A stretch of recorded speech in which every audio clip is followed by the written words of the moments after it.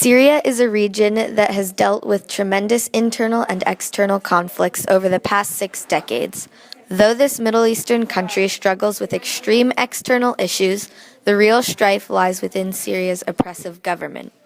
Syria's history has been a roller coaster of political protests, attacks, counterattacks, and serious bloodshed.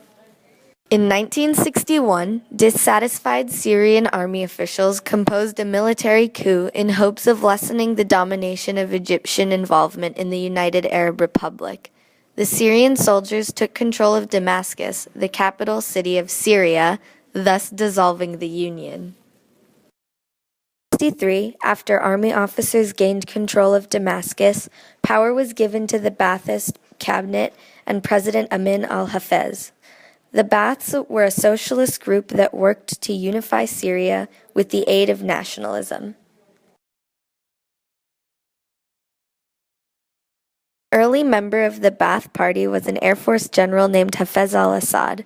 As a part of both associations, Assad was in prime position to follow the 1966 coup d'etat, where he was quickly appointed Minister of Defense. He held this position during the Six-Day War and other disastrous events until he gained complete power as prime minister. Assad expanded his power even further once he became president in 1971. Many Syrians both feared and respected him as he stabilized the country's economic and political forces by advocating secularism, women's rights, and Syrian nationalism. Although Assad enforced industrialization and strengthened the country as a Middle Eastern power, he was criticized for his brutal strategies and attempts to subdue revolt and rebellion. As more Muslim groups continued to rebel against Assad's reign, he became less patient and more violent in his peace methods. A prime example is the Hama massacre. A resistance group known as the Muslim Brotherhood had started a campaign against Assad in 1976, and by 1982 he ordered troops into the Syrian town of Hama to end the resistance. An estimated 10,000 to 25,000 people were massacred during the operation. Despite the Hama massacre and Assad's continuous attempts to eliminate rebellion, pro-reform demonstrations turned into mass protests. Assad's son, Bashar al-Assad, took unnecessary brutal actions against demonstrators, including firing on crowds, unjust imprisonment, and torturing those already imprisoned. In 2011, internal conflict was steadily increasing amongst the Syrian people, who became inspired by a movement of anti-government protests known as the Arab Spring.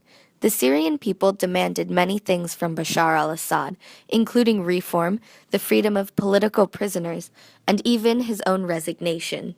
Due to the increasing number of uprisings and protests, Assad started ordering troops to destroy opposition in cities such as Aleppo and Damascus. Assad's forces burned homes and property throughout the cities. They shot and arrested civilians, leading them off to prisons where many were mistreated and tortured, even to the point of death. After attacks by civilians against police forces in Tel Kalak, the Syrian army marched into the city in May 2011 and opened fire on the people. 3 people were killed while leaving a mosque and others died due to the shellings. Hundreds fled the city to seek safety, but in their escape, people still died and were seriously injured. The death count had come to 700 people. In June 2012, Syrian security forces surrounded the small town of Al-Kabir, near the city of Hama. Together with aiding Shabiha forces, they entered the town and started firing indiscriminately at the civilians. Witnesses testified to the great number of civilians killed, including children, by the soldiers' violence. The city of Raqqa was held by rebel forces that would not surrender nor stop their defensive attacks on military forces. Therefore, the Syrian Security Council decided to attack the city. The Syrian army led an air raid in 2013. A secondary school was hit by the attack and at least 12 people were killed. Many more were seriously injured from bombs.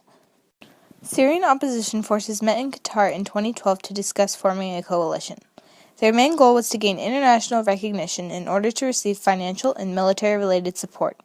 Soon after, the U.S. recognized the National Coalition for Syrian Revolutionary and Opposition Forces as the legitimate representative for the Syrian people. When protests began in March 2011, Assad allowed troops to destroy cities and lead violent attacks on civilians in order to crush political opposition. Facing backlash, Assad attempted to decrease political suppression. He didn't succeed. When leaders from other nations and his own people asked him to step down, he refused and responded with even more violence. After an attack on Damascus on August 21, 2013 that injured and killed hundreds, victims were tested to see if missiles had transferred the chemical sarin into their blood. The victims' blood had sarin in it, proving Syria used chemical warfare on their own people. Inspections had been going on for 4 months before inspectors could prove the government's inhumane treatment of civilians.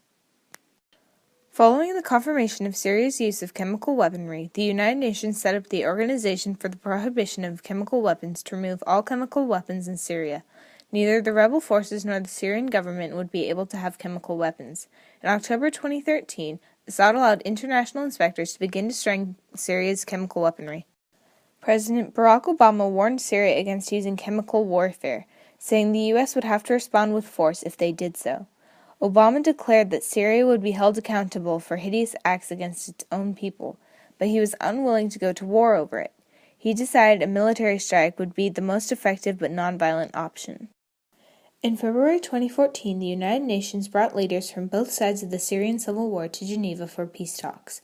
The Syrian government accused the rebels of having unrealistic agendas and feels the need to fight these terrorists. On the other side, the rebels called for a transitional government which Syria refused to accept. Thus, the Geneva peace talk proved unsuccessful. Despite all attempts to end the Assad regime, a question still stands. What happens if it ends? Sadly, the answer is simple. More civil war, more killings, and stronger rebel armies. But the Syrian people and the UN forces will continue pushing for peace and order until it is achieved.